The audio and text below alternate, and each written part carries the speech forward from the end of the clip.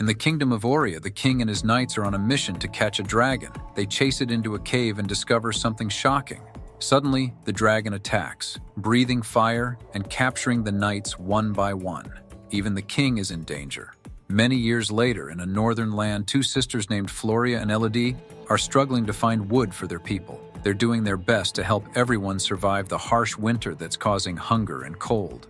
More and more people are leaving their town every day, leaving Floria and Elodie worried about the future. Then, out of the blue, a carriage arrives, a rare sight in their remote area. They hurry home to find their father, Lord Bayford, and stepmother, Lady Bayford, talking to a nun. The nun tells them that Elodie has been chosen by the royal family of Aurea to marry their prince. Elodie is hesitant at first, but Lord Bayford convinces her by explaining that the marriage could bring much-needed financial support to their struggling town. So, they set sail for Aurea. On the journey, they encounter a thick mist and eerie figures in the dark, which turn out to be two enormous dragon statues. Upon arrival, the family is amazed by the land's riches and the castle's glory. They're shown to their rooms by the servants, who explain they'll meet the royal family the next day. Elodie, unable to sleep, spends the night drawing. When she goes out to the balcony for some fresh air, she spots a girl her age on another balcony, who is quickly escorted away by a maid. Later, Elodie notices that the girl's room is dark and sees torches in the distance, signaling someone's journey up the mountain in the dead of night. The following day, Elodie's family meets the royal family. Queen Isabel arranges for Elodie to spend time with Prince Henry before the wedding. Despite initial awkwardness, Elodie and Henry quickly bond and enjoy a pleasant conversation. Later, Elodie asks Henry about the torches she saw the previous night. Henry explains that they're part of 3 ancient ceremonies honoring their ancestors, which coincides with their wedding day. Meanwhile, in the castle, Lord Bayford concludes discussions with Queen Isabel and appears visibly distressed. Lady Bayford attempts to check on Lord Bayford, but he reacts defensively, insisting that nothing is wrong. Later, Lady Bayford tries to strike up a conversation with Queen Isabel, hoping to foster better relations between their families. However, Isabel responds coldly, stating that their arrangement is merely a business transaction. She needs a princess, and Bayford's land needs money. She dismisses any notion of genuine bonding between the families. Isabel further asserts her superiority by reminding Lady Bayford of her humble origins as the daughter of a rope maker, implying that she shouldn't forget her place. When Lady Bayford attempts to correct Isabel's mispronunciation of Elodie's name, Isabel dismisses it and walks away, displaying little regard for Lady Bayford's feelings. In the evening, a concerned Lady Bayford approaches Elodie, expressing her worries about suspicious events and suggesting that the wedding should be called off. However, before they can delve deeper into the matter, Lord Bayford intervenes and instructs everyone to retire for the night. The following morning, Elodie is assisted by the maids as she prepares for the ceremony. She's adorned in a stunning dress, accessorized with a blunt dagger and a perfume diffuser. The wedding proceeds smoothly, with Henry and Elodie exchanging rings, sharing a kiss, and Elodie receiving her own crown. After the ceremony, Elodie bids farewell to her family and boards a carriage with Henry. He informs her that they will be participating in the ancient ceremony on the mountain. As they ascend a rugged staircase, Elodie is taken aback to encounter a group of people wearing strange golden masks, including Queen Isabel disguised as a nun. The queen presents Elodie with a coin, explaining that it signifies her role in protecting the kingdom. They proceed inside, where Isabel begins to recount a tale. Isabel shares the story of their ancestors' arrival on the island, where they encountered the last surviving dragon. Despite attempts at coexistence, the dragon attacked the village upon seeing the humans settle. In response, the king assembled his soldiers to confront the beast. Tragically, the dragon killed everyone except the king, who was forced to surrender his 3 daughters in exchange for peace and shared territory on the island. As Elodie hears the scary story, she notices everyone looking at her strangely, and they're walking on a bridge over a really deep gap. Isabel explains that they honor the king's sacrifice every generation. Then, she cuts Henry's and Elodie's hands. She then presses their bleeding hands together, uniting their blood under a cloth, declaring Elodie's official entry into the royal lineage. Elodie thinks the ritual is finished, so she throws the coin into the gap, expecting it to be the end. But then, surprisingly, Henry lifts her up. Then, shockingly, he says sorry and throws her into the hole. Screaming as she falls, Elodie hits branches until she lands in mud, passing out for a moment. When she wakes up, she's hurt but determined, standing up and calling for help in her confusion. On the bridge, Elodie's cries move the dragon hidden in the cave. Driven by desperation, she discards her fancy jewelry, her fear turning to anger, and tries to climb to safety. But she falls again, hurting herself once more. In her panic, she spots strange jewelry nearby, making her realize something sharp. The royals have been offering girls to the dragon for years. Suddenly, a sound catches Elodie's attention, leading her to a cave emitting light. Curious, she enters and finds a bird on fire. Quickly, she puts out the flames with dirt, but it's too late. The bird is already dead. In the cave, a roar shakes the air, and fiery birds swarm around Elodie, then fall dead. Their glow helps her see, but she freezes when she spots the dragon. She hides behind a rock as the dragon speaks, revealing the royal tradition of sacrifice. Seeing her scar, Elodie understands the truth. The dragon warns her to flee, so she runs, screaming, into a tunnel. The dragon breathes fire, but Elodie finds safety just in time. Elodie finds a burned body, realizing it's the girl from the balcony. Hearing the dragon return, she tries to escape through a small hole, but her dress gets stuck. She struggles to free herself, finally ripping the dress and hiding in a smaller cave. The fire still burns her leg, making her scream in pain.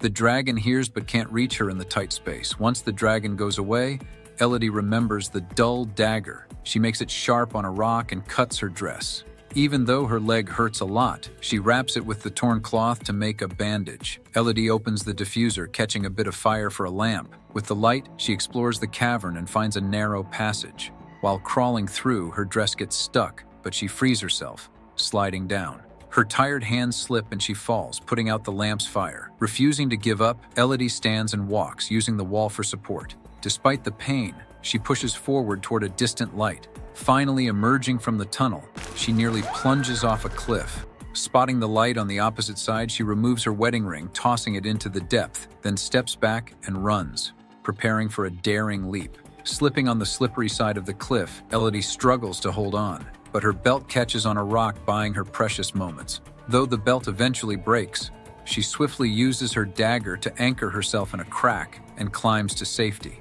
Reaching the top, she finds cute, glowing slugs, harmless and adorable. Elodie tears her sleeve, gathers the slugs inside, and makes a new lamp. As she explores further, she finds a small lake, but when she tries to drink, she spits out the water right away. The water tastes awful because of cave plants, but Elodie notices dripping ice from the ceiling and stands beneath it to catch drops. Suddenly, the ice begins melting faster, casting a reddish light, revealing the dragon breaking through with its fire. Elodie flees as the dragon crashes into the tavern, but it can't pursue her into the narrow tunnel. In the safety of the small tavern, Elodie finds a message on the wall signed by V that reassures her of safety from the dragon's reach. Searching further, she discovers dresses belonging to many girls, with their names etched on the wall, including V for a girl named Victoria. Feeling sad for the girls who suffered, Elodie takes a moment to mourn before tending to her hurt leg. However, despite removing the bandage, her leg doesn't get better. Tired, she tries to sleep while holding onto the lamp for comfort.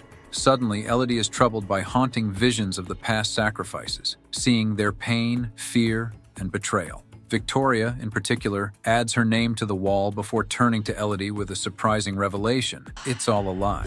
Startled awake, Elodie is surprised to find the slugs surrounding her leg wound. Initially alarmed, she begins removing them, only to discover that their slime possesses healing properties. With awe, she watches as her leg miraculously heals. Grateful for their unexpected aid, she places a slug on her other major wound, apologizing for underestimating their abilities.